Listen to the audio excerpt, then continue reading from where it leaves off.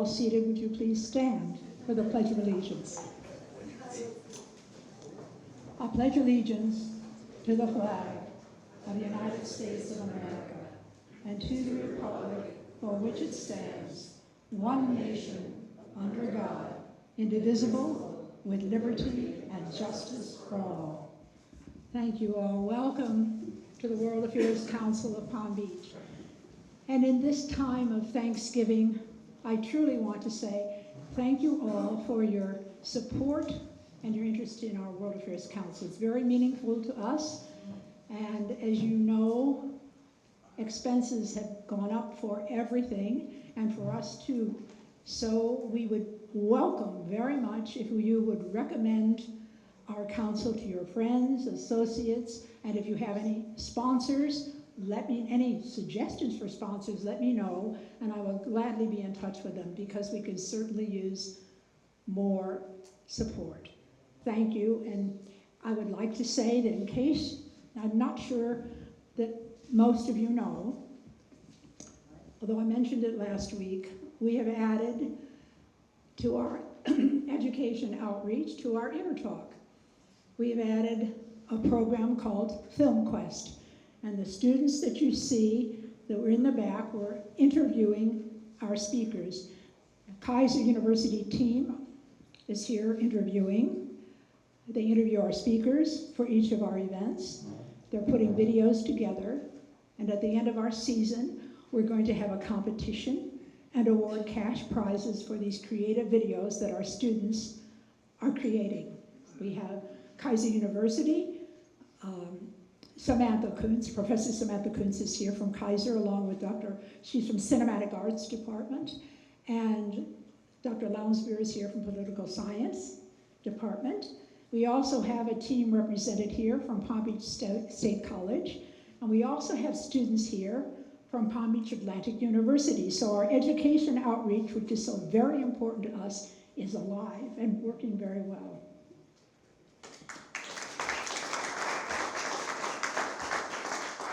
Please, everyone, if you will, turn off your beeping devices and cell phones and what have you, and take note that our next meeting will be here on Monday, December 2nd, and Dr. Robert King will be discussing our education systems and the importance of our education systems. As you noted on the bios that we handed out, our speaker tonight, E.J. Antoni, has a vast background as an economist, and he is a fellow at Heritage Foundation. Please, everyone join me in welcoming our most distinguished speaker, E.J. Antoni.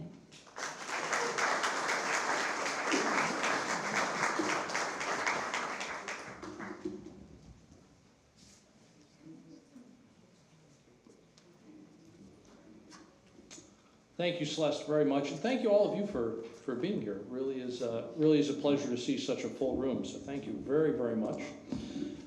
The title for tonight's talk, "To the Victor Goes the Spoils," might sound a little aggressive, but bear with me.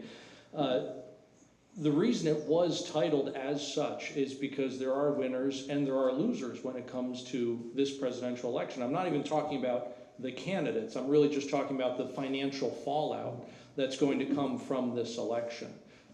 And some of that fallout's going to be good, some of that fallout's going to be bad. And one of the nice things about economics is the fact that you don't really need to delve into the politics. You can just stick with the numbers because, look, the numbers are what they are, right? It's empirical evidence, and that's what we go off of, and money is money, and I don't care if a Democrat or a Republican is paying me, I just like getting paid. So here it goes. We're going to see a very, very stark change in this incoming administration's policies compared to what we've seen over the last 4 years. We're going to go through a few examples of that, and we're going to go through, again, not just the examples of that, but then also what we can expect going forward. But before we can figure out where on earth we're going, I think it's really important that we figure out where the heck are we to begin with. And the reason I say that is because the economy is nowhere near as strong as a lot of the so-called official data has been telling us. And there's been a lot of accusations, mostly by people on the right, that somehow there's been cooking of the books going on in DC or whatever. I can tell you, look, I know plenty of people at these different government agencies. I have absolutely no evidence of that.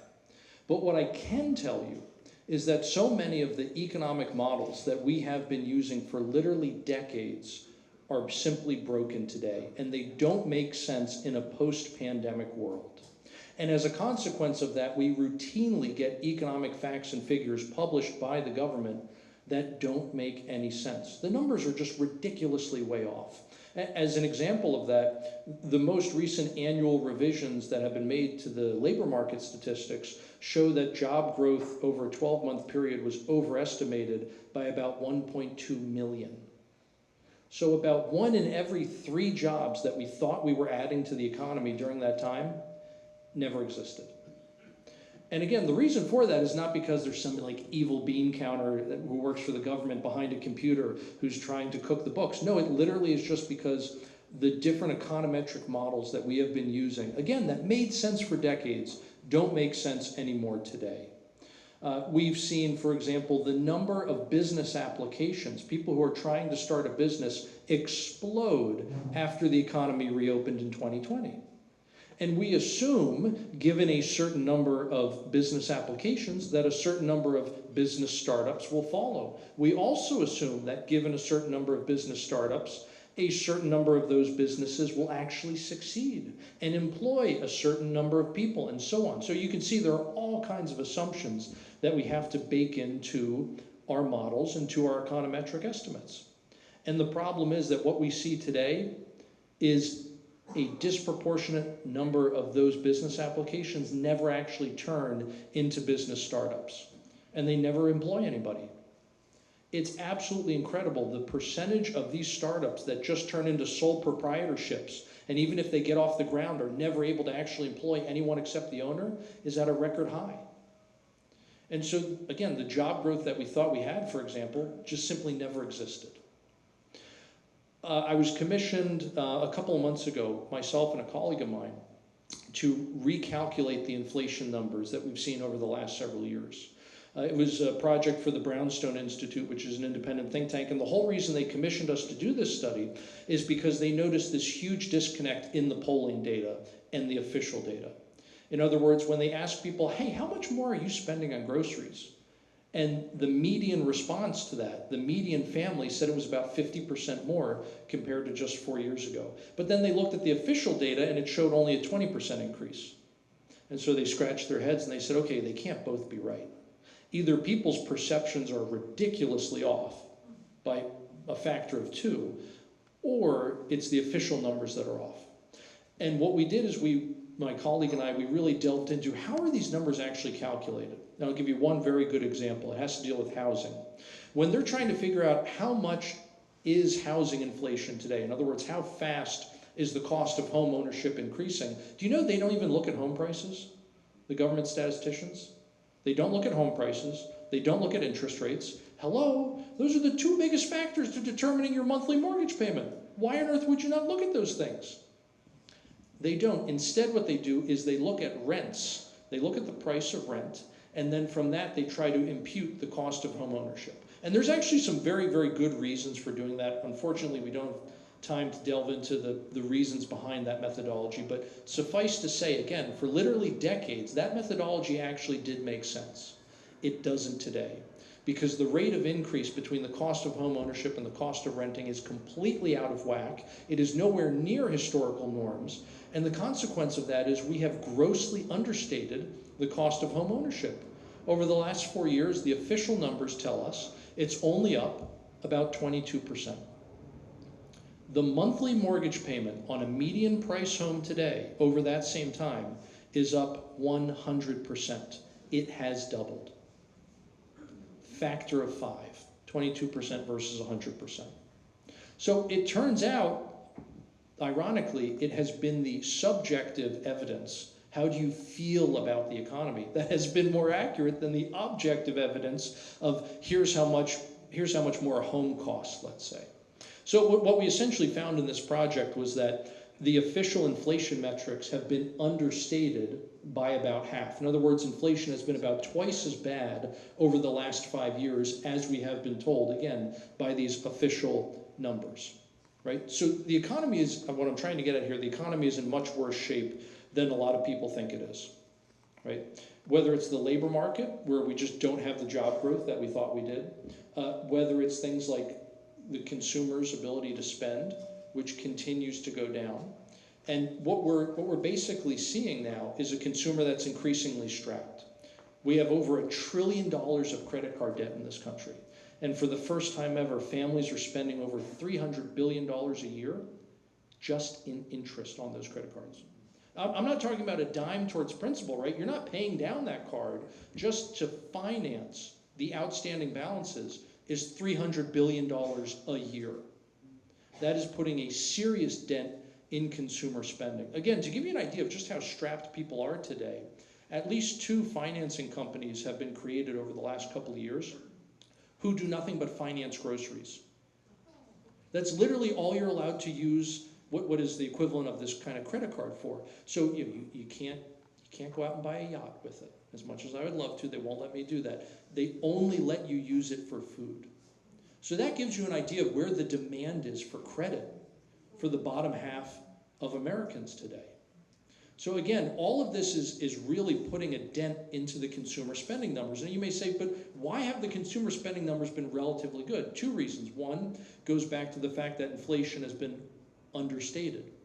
When we get retail sales numbers, for example, that's just a dollar figure. We then have to adjust it down for inflation. Because if prices double, right, and everyone buys exactly what they bought before, retail sales will also double. But the actual amount of physical stuff that people are buying hasn't changed. That increase in retail sales has simply just been a function of prices going up. So we want to get rid of that in our economic statistics. That's why we have to take out inflation. But if you're not taking enough out from inflation, the numbers look better than they are.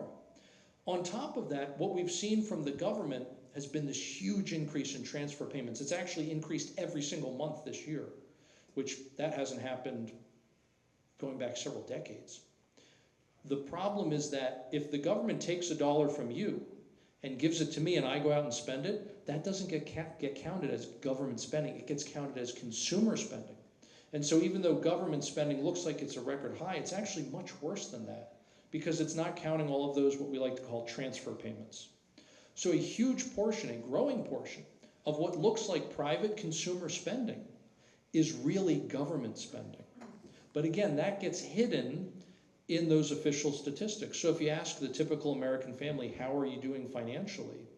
The reason they say they're so much worse off than the official numbers let you believe is because there's something wrong today with how we're calculating those official numbers, right? On top of that, again, not only labor market, not only housing, not only consumer spending, financial markets are actually under a severe amount of strain today.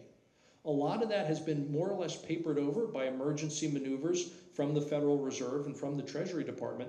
The issue is that none of those emergency measures have actually solved the underlying issue, and none of them have actually created a long-term solution.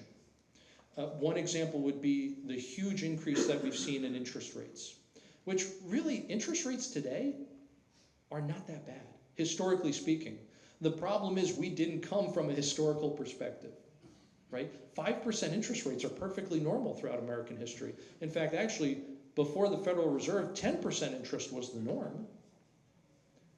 Why is a 5% inflation rate so horrific today? It's because we went from 0. And so people got used to these very low interest rates. They went into massive amounts of debt. They racked up credit cards. They took mortgages that they couldn't afford because interest rates were so low. And now you're into a situation where as those interest rates rise, even if you have fixed rate debt, like a 30-year fixed mortgage, for example, it still causes complications for you. Why? Because now you're stuck. You literally can't move. This is why pending home sales, for example, have absolutely plummeted to literally the worst on record. Now, granted, the record only goes back to 2001, but still it's 30% below where it was back then. I didn't say 2021, I said 2001. So almost a quarter century later, and housing activity is down 30% because you have golden handcuffs.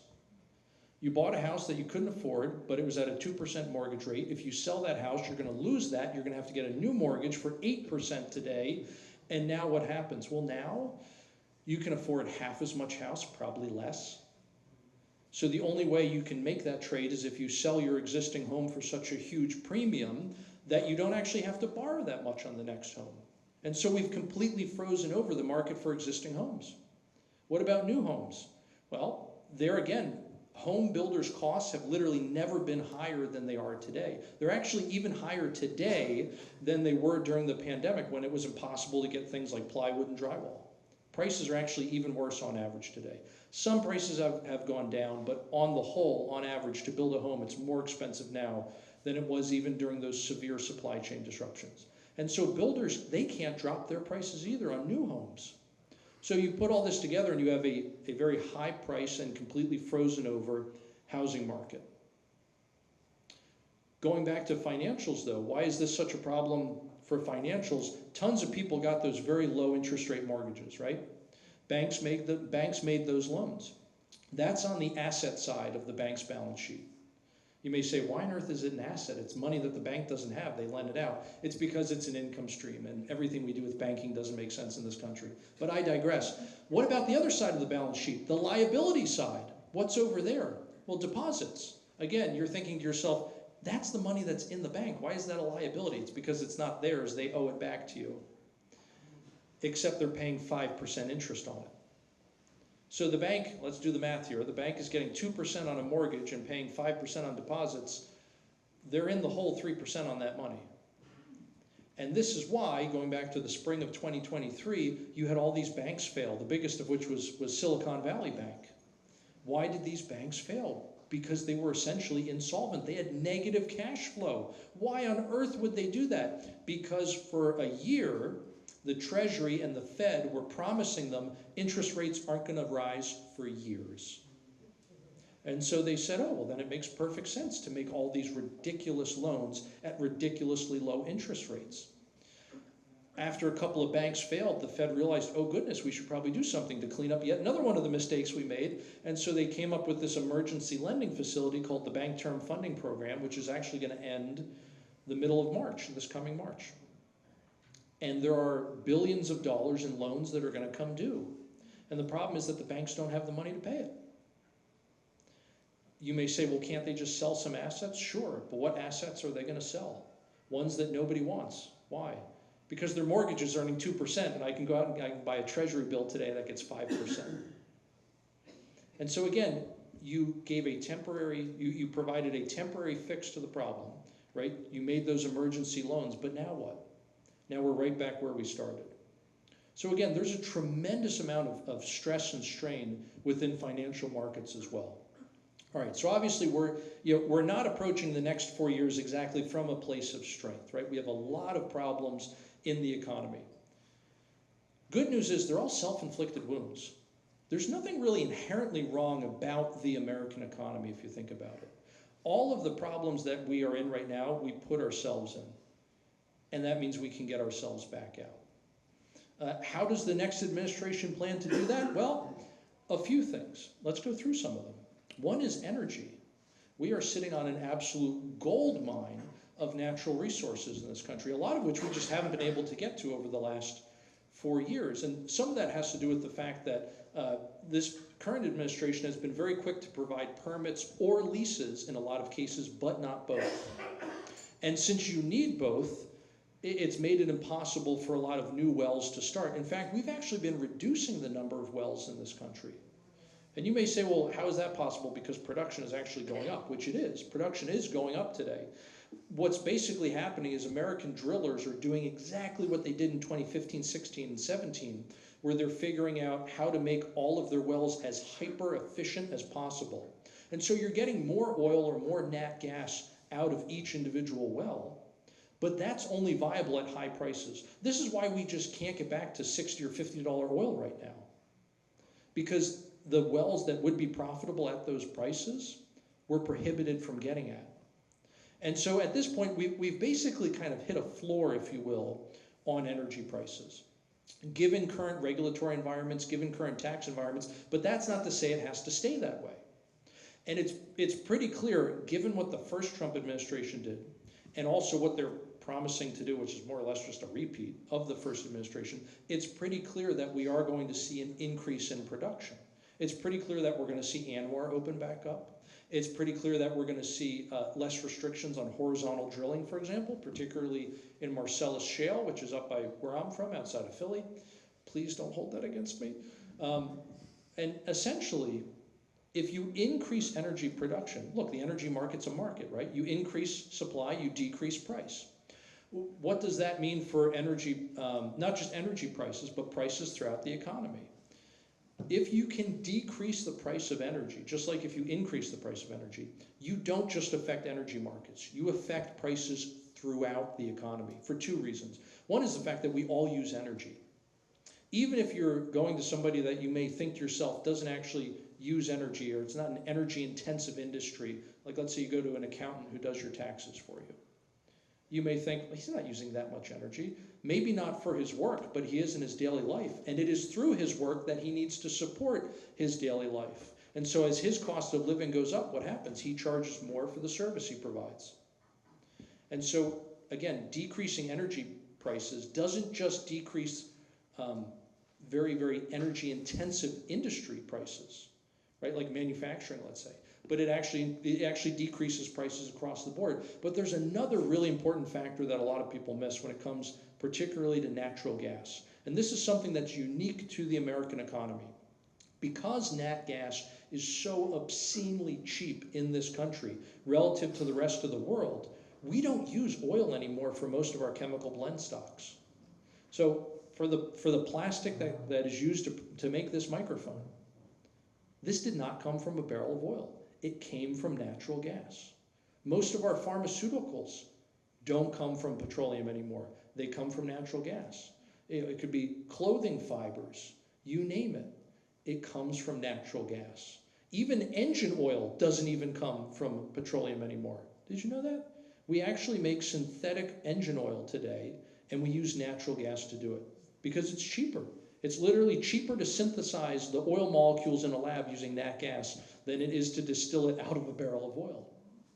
That's how abundant our natural gas supply is. That's also why oil in America, what's usually called WTI, West Texas Intermediate, trades on the global stage at a price reduction compared to Brent, which is the global benchmark for crude. It's because the rest of the world is using crude to make countless products, and we use natural gas. So the point here is that if you can reduce the cost of so ubiquitous an input across the economy as natural gas, you don't just decrease energy prices. You will decrease prices throughout the entire economy for countless things that we all buy. And this is where so much of this administration's strategy on fighting inflation has nothing to do with monetary policy. They are more or less approaching the Fed as just a wild Mustang that's going to run out and do its thing and we can't control it. The heck with it. We're going to worry about it from the standpoint of fiscal policy.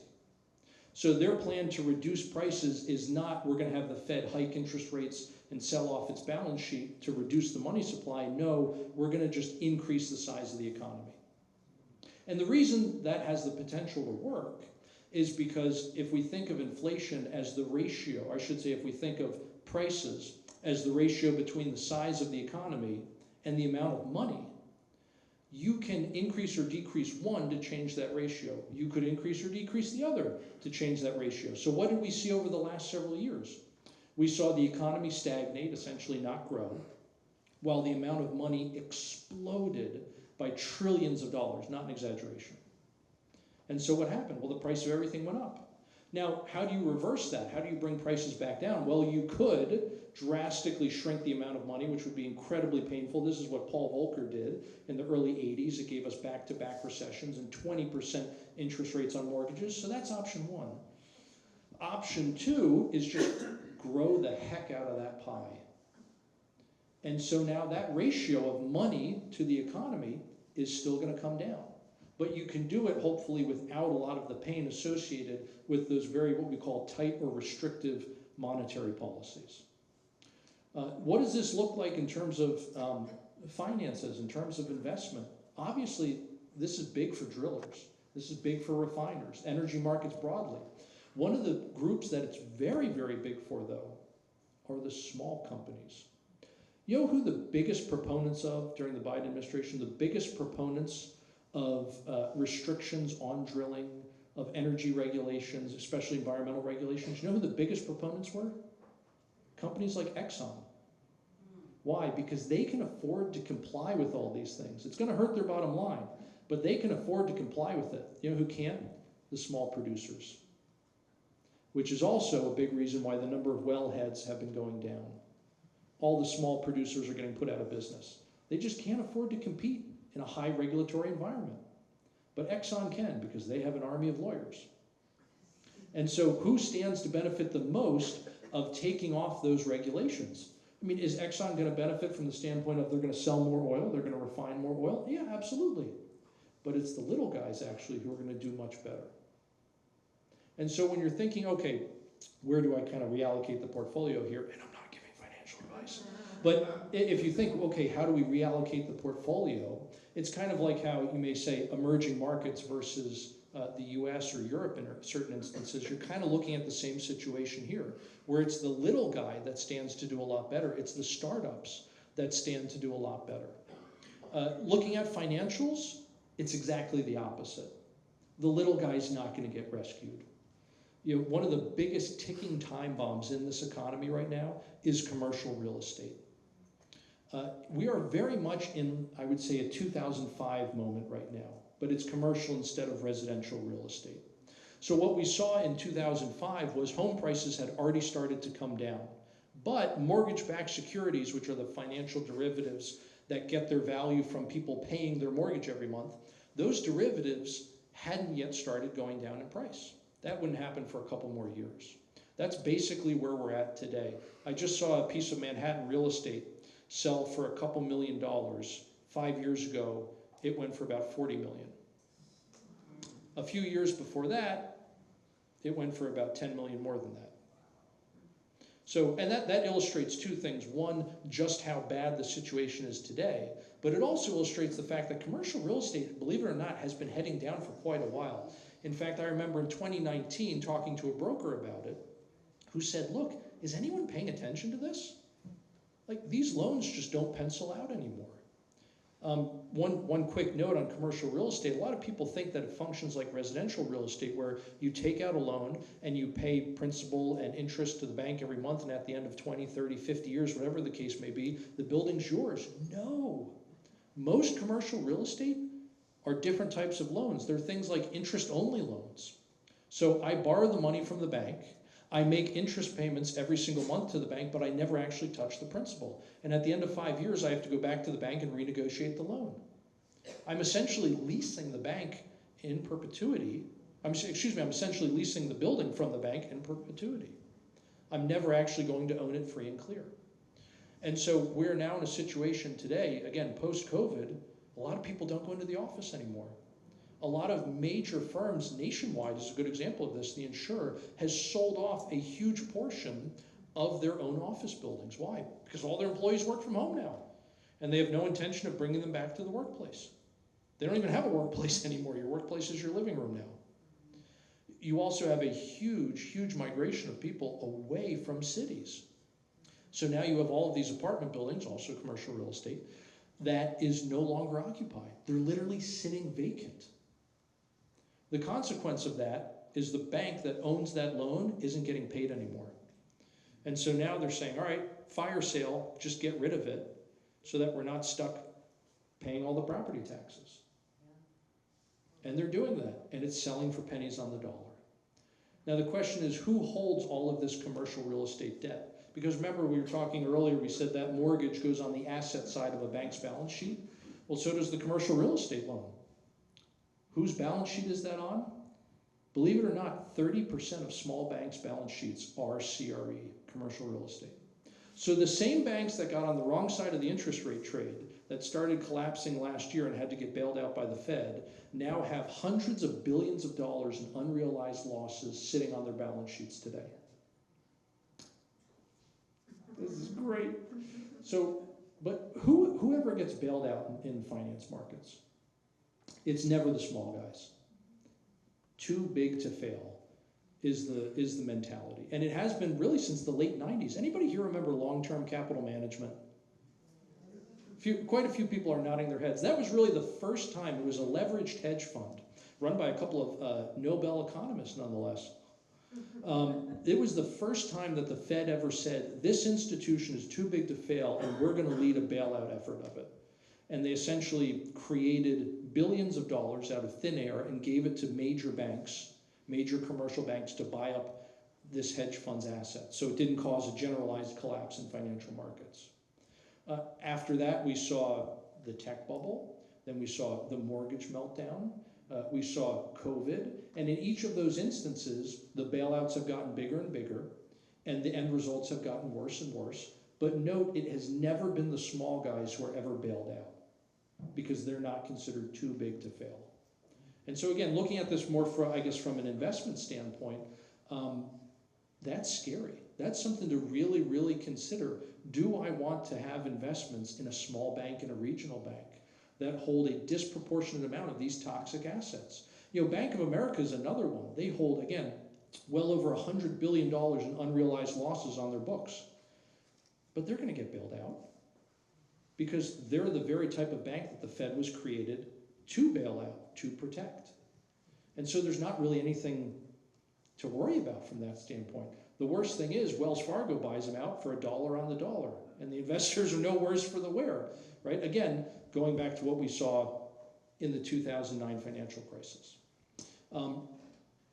Speaking a little more broadly, taking a step back from real specific markets, one of the really, really big issues during this campaign, and it will be during the next 4 years, is international trade.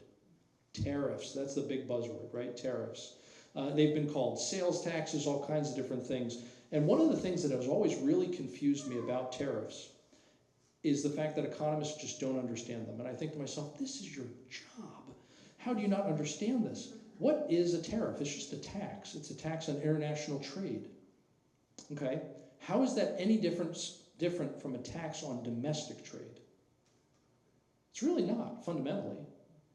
I mean, you think about it from both a theoretical and an empirical standpoint, it all functions exactly the same way. In other words, why do you call yourself a free trader and say no tax on international trade?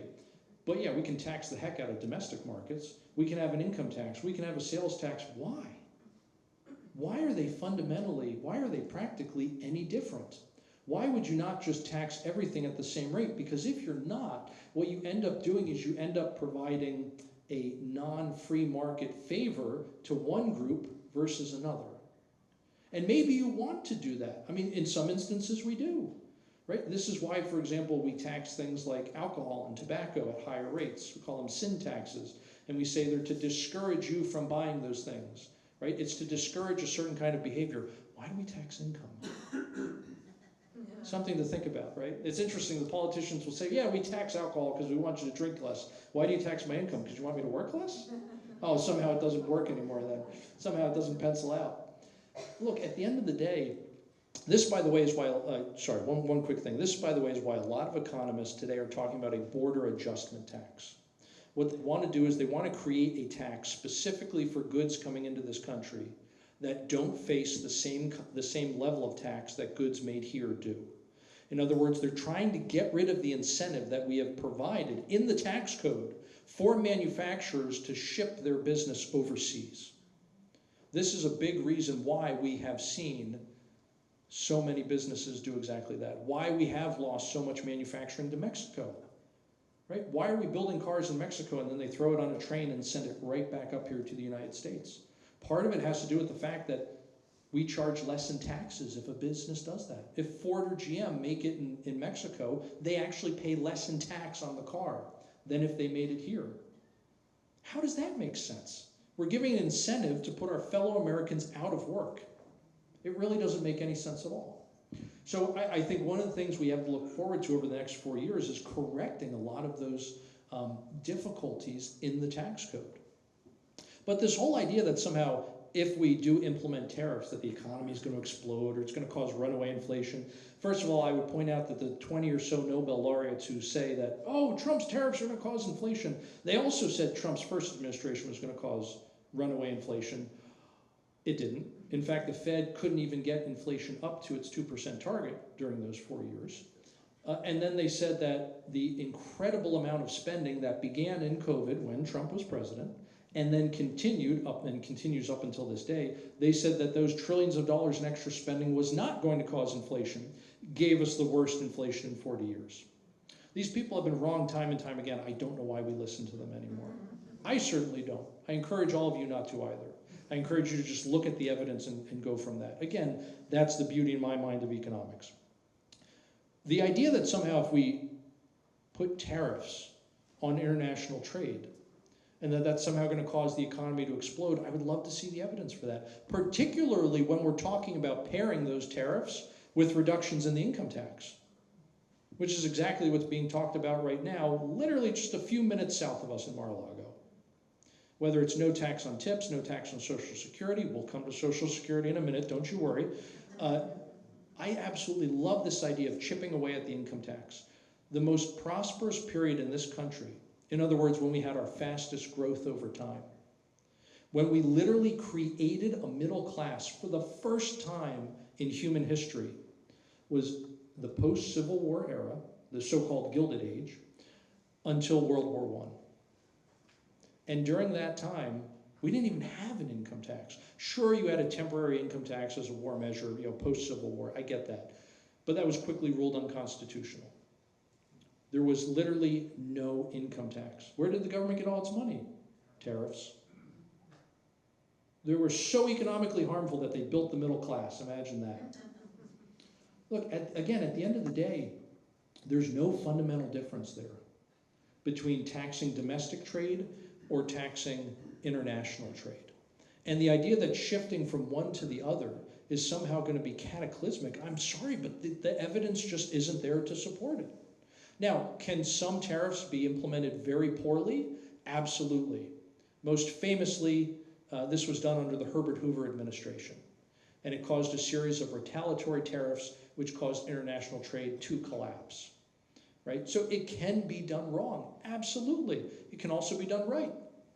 We saw that famously under McKinley. We saw that much more recently under the first Trump administration, where about 81 cents of every dollar of tariffs wasn't even paid for by Americans. It was paid for by Chinese producers who ate the cost of the tariff. Why? Because if they raised their prices any more than about 19%, what would happen, or I should say 19% of the tariff, what would happen is that Americans would simply choose an alternative.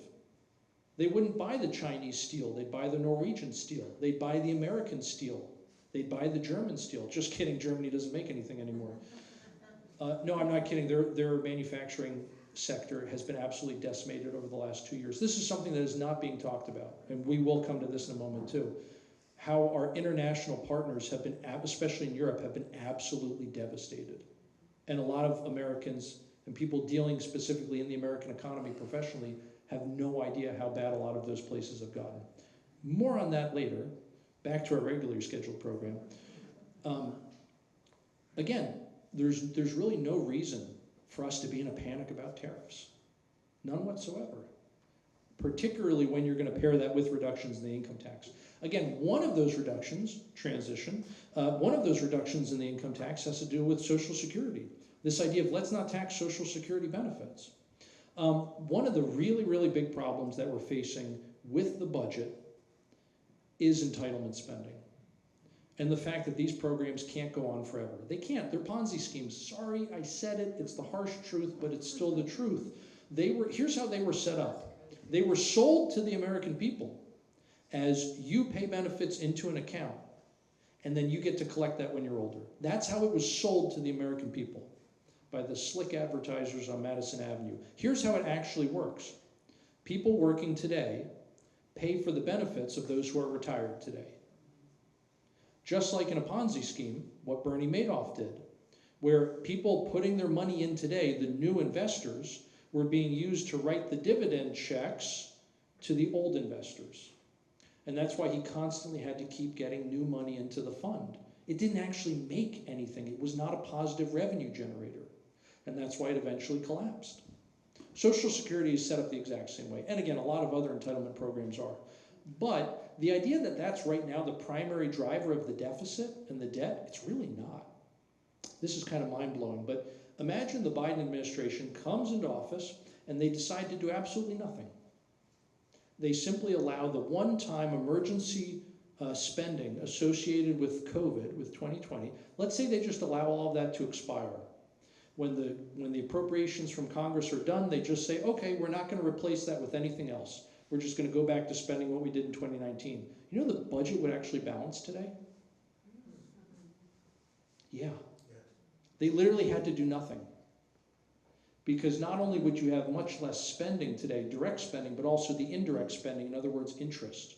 Because we have added about 8 trillion or 9 trillion to the debt, that represents hundreds of billions more annually in interest that we have to pay out. So you would not only have the less spending directly, but you'd also have that indirect spending, the savings on having to pay less in interest. So yeah, the budget would actually balance today. So don't tell me that Social Security is what's causing us to go bankrupt as a nation. It's not. It's all of that extra stuff that we're wasting money on. Now, is Social Security eventually going to be a huge problem? Yes. Is it today? No. So how on earth do you solve this problem? This is one of the reasons why I am so excited about the DOGE, or Department of Government Efficiency, as it's being called, headed up by Elon Musk and Vivek Ramaswamy, is the fact that they want to seek out waste, fraud, and abuse literally anywhere and everywhere. And there are a lot of sacred cows when it comes to the budget, right? Republicans will say, oh, no, you can't touch defense spending, that's sacrosanct. Please explain to me why the Pentagon has literally never passed an audit in its history, and you think we can't cut that budget. Why are we spending, I can't tell you how many times I've seen reports that we spent $10,000 on a screwdriver or a hammer, and you're going to tell me you don't think there's waste, fraud, and abuse? You don't think there's illegitimate payments being made in the defense budget? You don't think there are defense contractors getting rich on your tax dollars? Give me a break. So, Republicans have a lot of sacred cows. They say, look, you can't touch this, that, or the other in the budget. The heck with that. We'll touch whatever we want and get rid of any illegitimate payment we want. Likewise, there are plenty of things that Democrats say, oh, no, you can't touch any of this. Again, there is waste, fraud, and abuse in things like Social Security as well. And actually, one of the points I made when I was on Fox Business earlier today, the studio, by the way, is literally 9 minutes from here. It was a breeze. I love it. Anyway, so much easier than having to go an hour in Manhattan. But I digress. Is that if you can actually get rid of all of these illegitimate payments in entitlements like Social Security, you actually help the beneficiaries. Because you are ensuring that there is more money available for legitimate payments, for those who are actually supposed to be receiving these handouts. And so far from this idea that they're going to gut Social Security or make sure that current beneficiaries are going to see reductions in payments, I've yet to see that proposed. I've seen exactly the opposite. I've seen an attempt to make sure that those payments will continue to go out for as long as possible. How long is that going to be? It depends on what kind of assumptions you want to make in your economic models. How do we solve it eventually? You're going to have to at some point say to a generation of 20-year-olds, guys,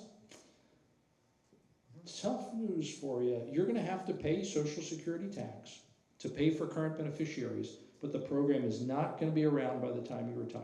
Sorry.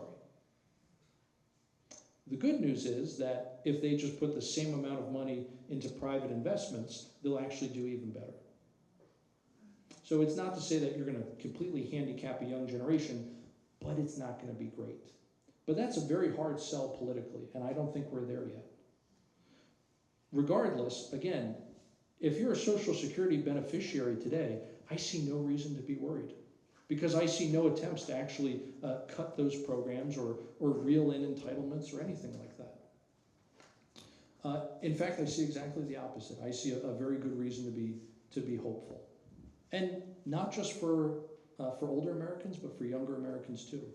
Again, despite the fact that the economy is worse off than we thought it was, despite the fact that we have a lot of ticking time bombs in this economy, I see a lot of reasons to be hopeful. Right now, this is the first time since the Great Depression, I'll end on this very happy note, the Great Depression. This is the first time since the Great Depression that an entire generation of young Americans think they will not be able to afford the same standard of living that their parents have. Again, that speaks to where the American electorate was at on November 5th. But I am still hopeful because, again, all of our problems are self-inflicted wounds. Reverse the policies that got us here, that both Republicans and Democrats have contributed to. Reverse those policies, reverse their effects. Thank you.